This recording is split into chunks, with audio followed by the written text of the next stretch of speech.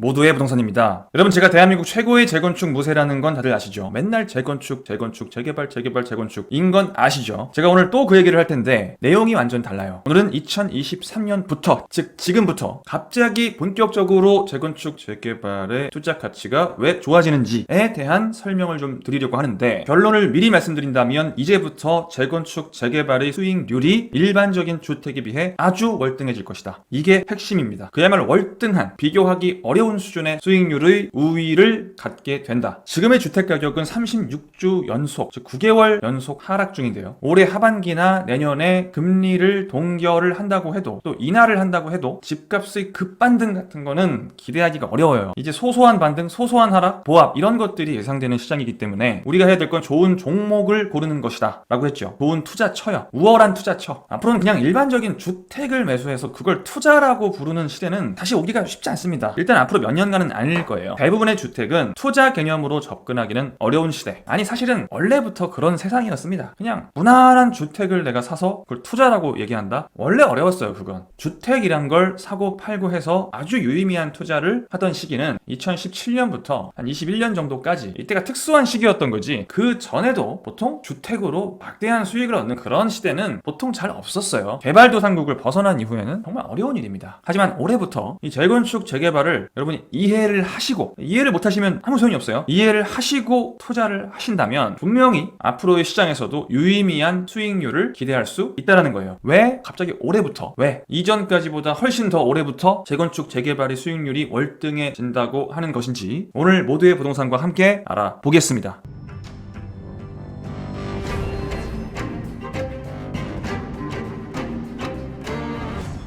네, 안녕하세요. 모두의 부동산입니다. 제가 재건축 무세인데, 원래 제가 재건축 무세인 이유가 원래 재건축 플러스 재개발까지, 원래 재건축, 재개발이 원래도 상대적으로 일반적인 주택에 비해서는 더 좋은 투자인 게 맞아요. 원래 맞는데 그게 지금까지는 조금 애매했었어요. 애매했다고요. 왜 애매했냐? 원래는 우리가 일반적인 주택을 사면 전국적인 집값, 그러니까 현물 가격이 전체적으로 다 올라야만 이득을 보는 구조입니다. 전부 다 같이 올라야만 내가 크게 이득을 볼 수 있는 구조예요. 그렇지 않다면, 전체적인 시장이 보합이라면, 즉 물가 상승률, 인플레이션 같은 거를 우리가 계산하지 않는다면 이 주택의 가치는 올라가지 않잖아요. 그렇죠? 가만히 서 있는 아파트가 갑자기 가치가 증가하지 않아요. 그냥 현금 가치가 떨어지면서 집값이 올랐었던 거지, 집값이 오를 때는. 자, 근데 현금 가치가 그렇게 폭락하지 않아준다면 일반적인 아파트의 가격에는 큰 변화가 없다고요. 2016년까지는 실제로 그랬습니다. 별로 그렇게 변화가 없었어요. 내가 20억 주고 산 집이 10년 뒤에도 20억인 상황이 많았습니다. 10억 주고 산 집은 계속 10억이고. 자, 그런데 이때 이 A라는 아파트 바로 옆에 있는 B라는 아파트가 있어요. 바로 옆에. 똑같은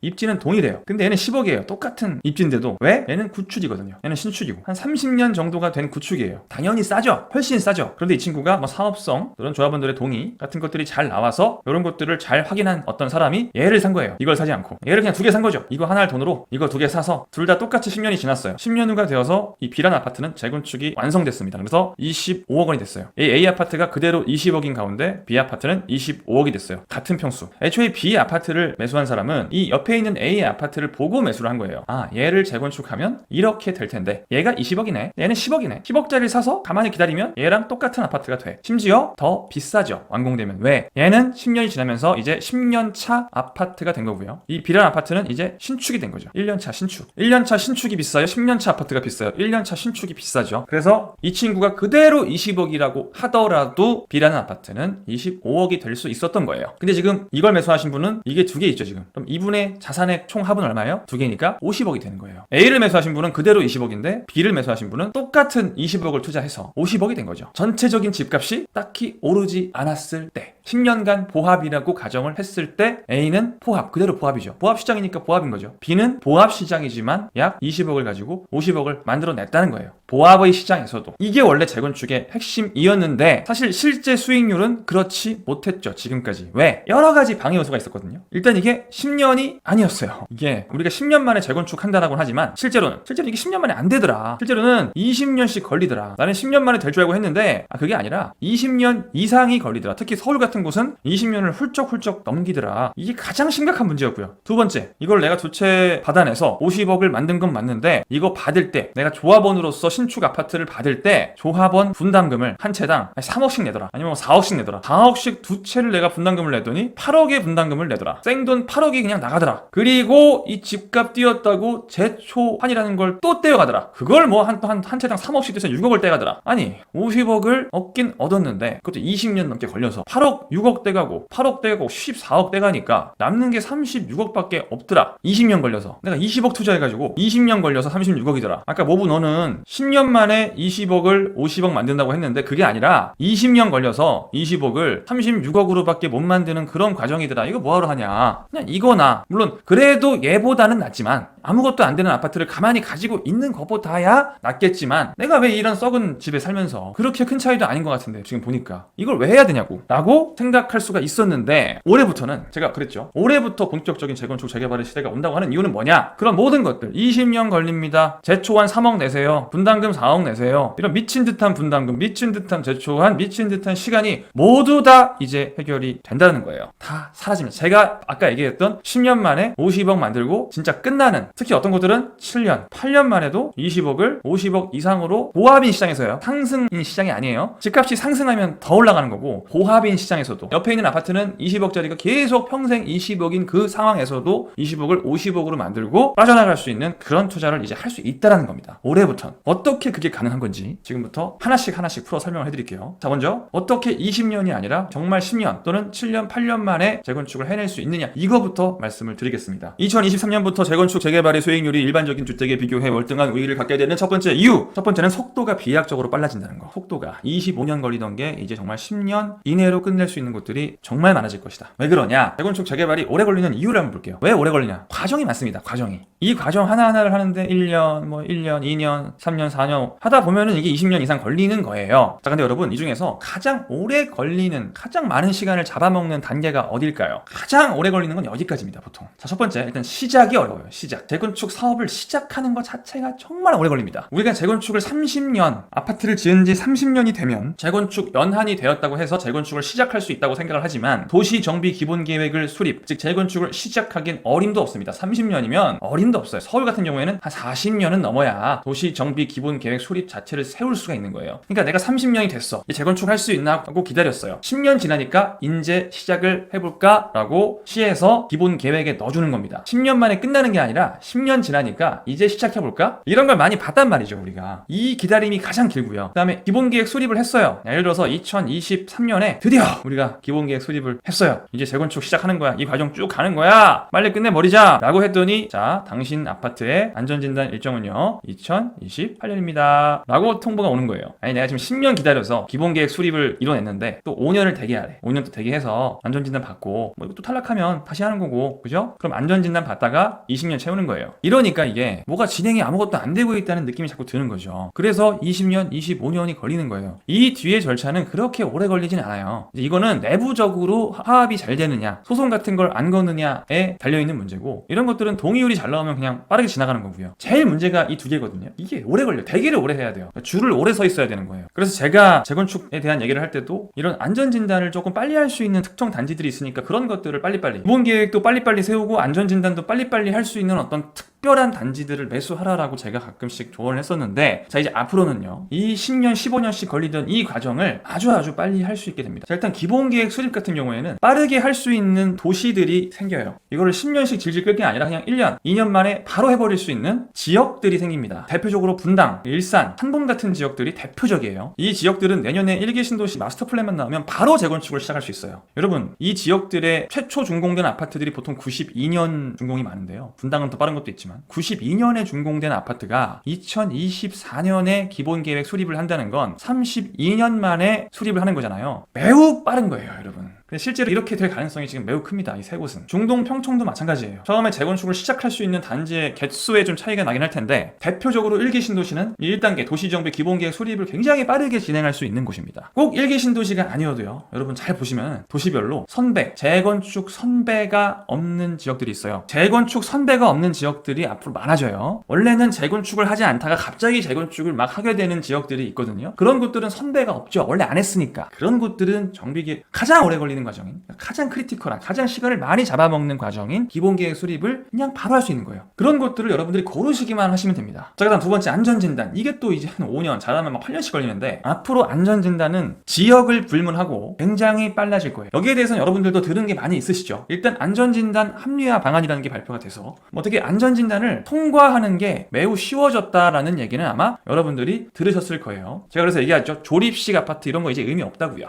이렇게 안전진단을 통과하기에 유리하다 이런 거는 이제 의미가 별로 없어요. 안전진단은 다 통과할 거니까. 그렇게 다 탈락시키던 목동의 재건축 단지들 1단지부터 14단지까지 이제 거의 11개 단지인가가 통과를 다 해버렸죠. 벌써 몇 개월 사이에. 그렇게 거의 10년을 끌고 오던 게 3, 4개월 사이에 다 통과되고 있어요 지금. 그러니까 안전진단은 문제가 이제 아니라는 거예요. 심지어 이번에 발표된 특별법 내용을 보면 안전진단 면제까지 얘기를 합니다. 하지 말자 안전진단. 그냥 하지 말지 그래 이거 그냥. 아예 오래 걸리는 것 같은데 이거 그냥 하지 말고 그냥 빨리빨리 1년 만에 기본계획 수립해서 빨리 조합 설립하고 빨리빨리 해 까지도 논의가 되고 있어요. 안전진단 절차가 어떻게 개선이 되는지는 제가 지난 영상에서 자세히 설명을 드렸었으니까 오늘은 생략하고, 아직 잘 모르시는 분들은 이 그림을 보시고, 그림을 보고도 이해가 안 되시는 분들은 제가 예전에 설명해놓은 영상이 있으니까 고정 댓글에 달아놓을게요. 그 영상을 시청하고 오시기 바랍니다. 시청하시면 이제 안전진단에서 탈락할 가능성은 사실상 거의 없다라는 걸 이해를 하실 거예요. 여기서 10년, 여기서 5년, 거의 막 15년씩을 잡아먹던 이 시간을 이제는 1년, 2년으로 완전히 줄여버릴 수가 있다는 거죠. 자, 그리고 아까 제가 이 기본계획을 빨리빨리 세울 수 있는 도시들을 잘 찾으라고 했죠. 그 도시들은 이 뒤에 단계들도 모두 다 매우 빠르게 슉슉슉슉 지나갈 수가 있습니다. 매우 빠르게. 원래 예전에 서울도 처음에는 재건축 하는데 7년밖에 안 걸린 거 아세요? 그때는 재건축 연한이 20년이었는데 20년 되자마자 7년 지나면 완공돼 있어요, 아파트가. 그랬던 시절이 있거든요. 그랬던 시절, 마치 그 시절처럼 정말 7년, 8년 만에 재건축을 완전 끝내버릴 수 있는, 완공이 되어버려서 7년 만에 10억을 25억으로 정말로 만들 수 있는 곳들이 기하급수적으로 지금 증가하고 있다. 자, 이래서 속도가 비약적으로 빨라질 수 있다는 거예요. 첫 번째 이유, 지역에 따라서 속도가 조금만 빨라질 수도 있고 비약적으로 빨라질 수도 있는 겁니다. 속도 문제를 해결을 하면 재건축 재개발의 가치는 훨씬 더 좋아지는 거죠. 자, 그리고 두 번째, 제가 조합원 분담금 3, 4억 내야 되는 거, 이거 안 낼 수도 있다. 아까 말씀드렸죠. 이거 어떻게 해결할 거냐. 이건 사실 우리가 이 분담금을 얼마나 내느냐를 다른 말로 사업성이라고 합니다. 사업성, 재건축 사업성. 나는 재건축 사업성이 좋다고 판단을 하고 괜찮아, 객관적으로 사업성이 좋다라고 생각하고 진입을 했는데 분담금이 3억, 4억씩 나오더라. 열받죠. 내가 왜 했나 싶죠. 자, 근데 이게 이제 좋아질 수밖에 없어요. 분담금이 거의 다 사라질 수밖에 없는 이유, 특히 서울 쪽은요, 이제 민간택지 분양가 상한제가 폐지가 됐어요.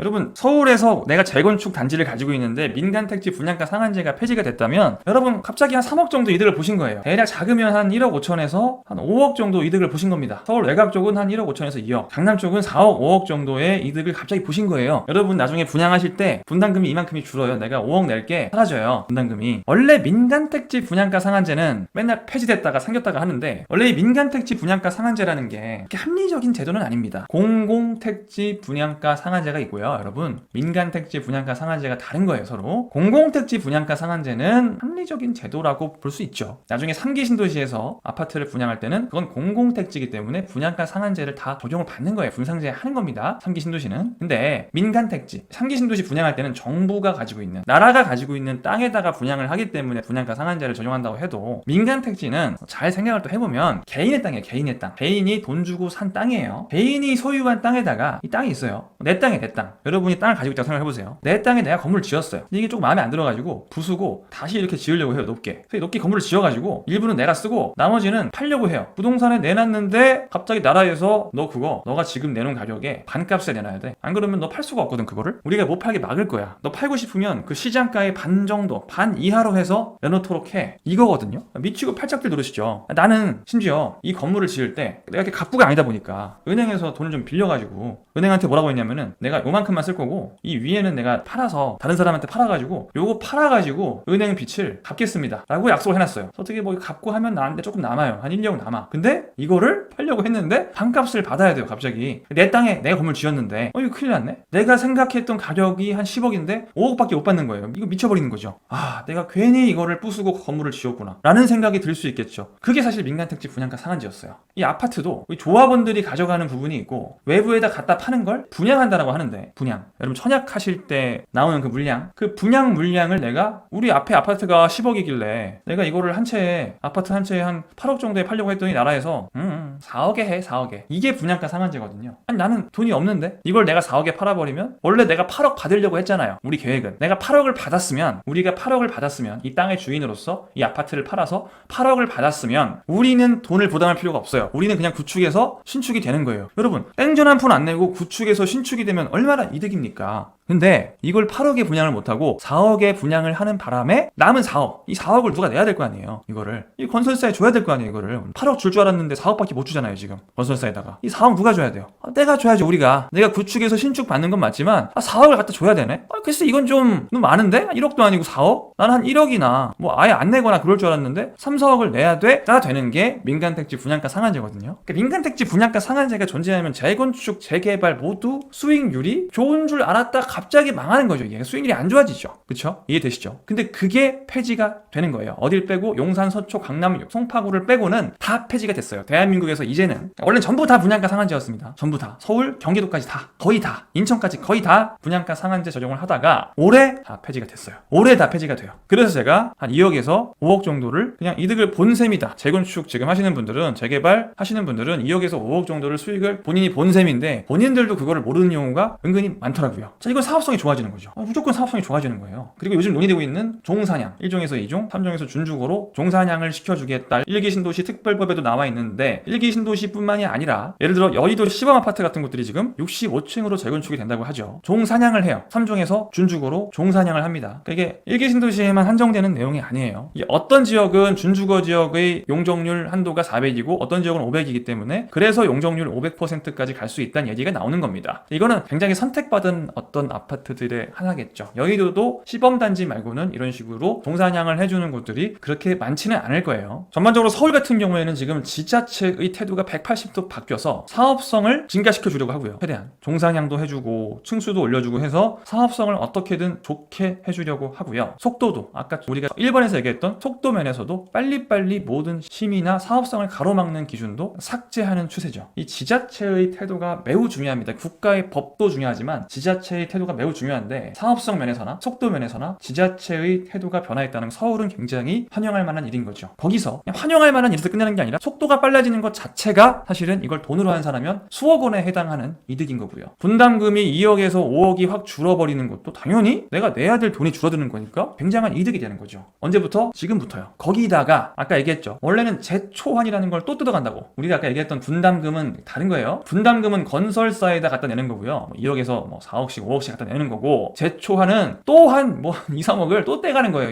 이건 나라에서 떼어가는 겁니다. 자, 분담금은 민간택지 분양가 상한제 폐지로 상당 부분 해결을 했어요. 이거는 재초환은요. 재건축 초과 이익 환수제라는 법을 바꿔야 됩니다. 근데 이걸 바꾸려고 하죠. 이 규제를 해제해서 투자 수익률을 올려주려고 하는 거예요. 지금 수익률을 깎아먹던 대표적인 두 가지를 싹 다 없애주려고 하는 거고 얘는 없어졌고요. 얘는 아직은 없어지지 않았습니다. 아직 내야 돼요. 재초안은 아직 내야 됩니다. 자, 근데 이 재초안에 대한 개정안이 발표가 됐었죠. 이것도 제가 상세하게 설명했던 내용이 있는데 그 영상은 고정 댓글에서 링크를 클릭하셔서 한번 보고 오시고요. 간단히 말씀드리면 장기 보유자들, 즉 존버했던 사람들은 50%를 감면해주겠다. 3억 낼 거를 그냥 1억 5천으로 줄여주겠다는 내용이 있고 거기다가 부담 비율도 아예 줄여버려요. 즉 이게 사실 세금은 아니거든요. 세금은 아니지만 그냥 세금 같죠. 사실 나라에서 떼가니까 양도소득세와 무관하게 또 떼가는 거예요. 이거는 재초안은 저는 일종의 세금이라고 보는데 이게 세금이라면 세율을 그냥 줄여주겠다는 이런 내용도 또 있습니다. 이런 식으로 줄여주겠다는 거고 자세히 듣고 싶으신 분들은 고정 댓글 링크를 클릭하셔서 보고 오시면 돼요. 이 시점도 조정을 해서 집값이 굉장히 많이 오르는 시점, 이 집값이 팍 오르는 시점을 재초환 계산 기간에서 빼버립니다. 3콤보가 되는 거예요. 3콤보. 그러니까 집값이 여기부터 여기까지 올랐으면 재건축하다 보니까 여기서 여기까지 오른 거예요. 예를 들면 이 10억에서 25억이 된 거예요. 근데 이게 재초안을 10억에서 25억까지 갈 때 이걸 10억부터 25억까지의 이 차익이 10억이죠. 10억. 이 10억에 대해서 재초안을 매기는 게 원래 아니고 이게 이제 추진위원회 설립됐을 시점, 그러니까 대략 한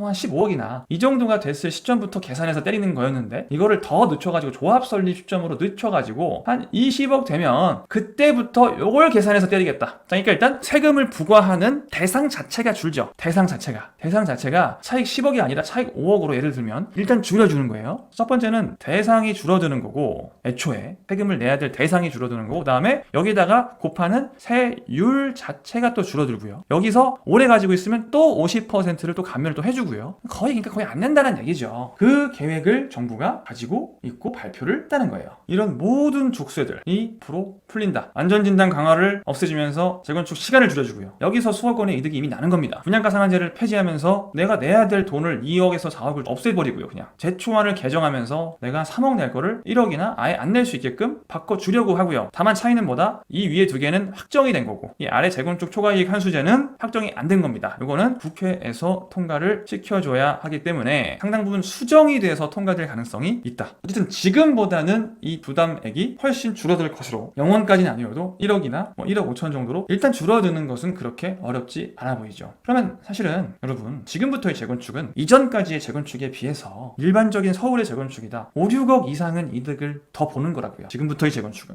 당연히 인기가 많아질 수밖에 없어요. 너무 당연한 거죠. 이거는 이제 정말 내가 한 10억 정도로 분담금 없이 제초한?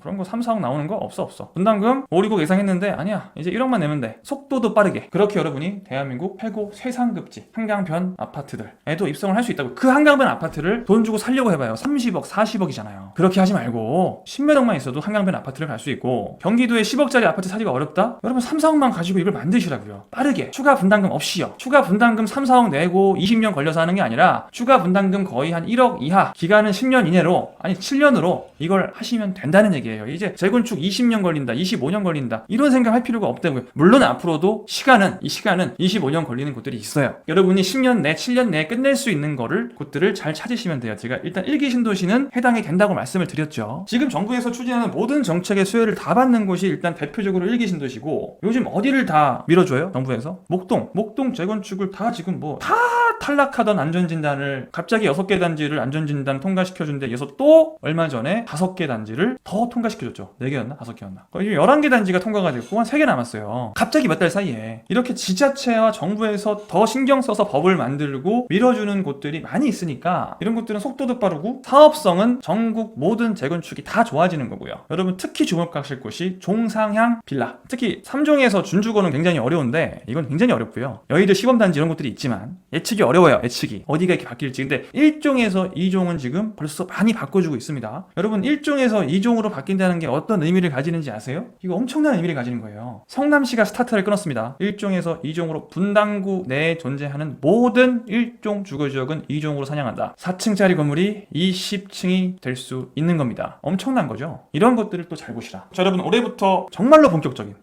본격적인 재건축 재개발의 시대가 왜 오는지 제가 그냥 우기는 게 아니라 정말로 이거는 정말 이거 맞는 말이구나. 올해부터는 정말 많이 바뀌겠구나. 비약적으로 사업성이 투자 가치가 좋아지겠구나라는 걸 여러분이 지금 느끼실 겁니다. 이 정도 설명을 들으셨으면 이제 그렇구나라고 이해하실 것 같고요. 자, 올해부터 좋아지는 걸 알겠어. 부모님 저는 이미 재건축 재개발에 대해서 잘 아시는 분은 이제 어떻게 하면 되겠다. 어딜 보면 되겠다. 어떤 식으로 어떤 타이밍에 이 타이밍 잘못 맞추면요. 아무리 좋은 걸 투자를 해도 의미가 없어요. 어떤 타이밍에 어떤 단계에서 어떤 단계에 있는 곳을 투자해야겠구나라고 이제 스스로 판단하실 수가 있는데 원래부터 공부를 하신 분들은 처음 공부를 하시는 분들은 좀 어려우실 거예요. 그래서 이게 타이밍 같은 거 잘못 들어가면은 별로 의미가 없거든요. 그리고 아니면은 아까 제가 그랬죠. 어떤 지역들이 빨리 되는지 아셔야 된다고. 그럼 재건축 재개발에 대해서 기본적인 공부를 일단 하셔야 되는데 그게 아직 조금 안 돼 있으신 분들은 제가 전에도 재건축 재개발에 관련해서 도서를 몇 권 추천해드린 적이 있는데 이번에는 이런 도서를 좀 여러분께 보여드리려고 해요. 실제로 이 작가분이 5천만 원으로 시작을 해서 지금 이제 3000% 이상의 수익률을 달성하신 분이고 그 과정을 이 책에 녹여냈는데 그러면서 이제 재건축 관련한 어떤 세금이나 대출이나 이런 부분들을 좀 아주 기본적인 부분 난 재건축에 대해서 또 재개발에 대해서 잘 알고 있어. 어느 정도 나는 할 줄 알고 수익률이 어떤 구간에서 높아지는지 그런 것들을 이해하고 있어 라고 하시는 분들은 굳이 스스로 하실 수 있는 방식으로 계속 공부해 나가시면 되고요. 전혀 모르시는 분들 있죠. 특히 지금 이 영상의 내용이 잘 이해가 안 된다라고 하시는 분들은 좀 기초가 아무래도 조금 부족하신 거니까 재건축 재개발은 좀 공부를 하셔야 돼요. 일반 아파트를 사는 것과는 좀 다르죠. 과정이 많고 절차가 복잡하잖아요. 그래서 높은 수익률이 나는 거거든요. 원래 어려울수록 높은 수익률이 나는 건 꼭 그런 건 아닌데 어려운데 수익률이 잘 안 나는 요즘은 경매 같은 거는 사실 되게 어려워도 수익률이 잘 안 나는 경우도 많습니다. 여러분이 그 경매로 일반적인 아파트를 받으려고 하시니까 경매로 수익률을 잘 못 내는 건데 사실 경매로 수익률을 잘 내려면 이런 아파트를 하시면 안 돼요. 근데 이건 나중에 얘기하고요. 경매 얘기는. 자, 아무튼 약간 이 어려운 과정을 좀 공부하셔서 이 재건축 단계별로 어떤 투자를 해야 되는지 이 단계가 어떤 단계인지 이런 것들을 도서에 나온 내용인데 기본적인 부분을 좀 이해를 하시고 또 작가님이나 작가님의 지인들이 실제로 수익률을 달성했던 사례 같은 것들을 한번 보시면서 이런 식으로 투자를 하는 거구나. 또 재개발 투자하실 투자하실 때 제일 무서운 거 현금 청산. 이거 어떻게 피할 수 있는지 이런 건 좀 되게 중요한 것 같아요. 내가 재개발 투자를 생각을 하고 있는 분들이 요 챕터는 읽어보시면 참 좋을 것 같습니다. 이거 제대로 안 알아보시고 하시면은 수익률이 되게 좋다고 알고 있었는데 내가 10억을 번 줄 알았는데 알고 보니 10억을 잃었다. 이럴 수도 있어요. 현금 청산되면. 되게 무서운 거니까 재건축은 별로 이런 일이 없지만 재개발은 이런 일들이 꽤나 있으니 공부를 좀 여러분이 하시고 실전 투자에 나서시기를 바랍니다. 지금까지 모두의 부동산이었습니다. 여러분 다음 시간에 만나요. 안녕.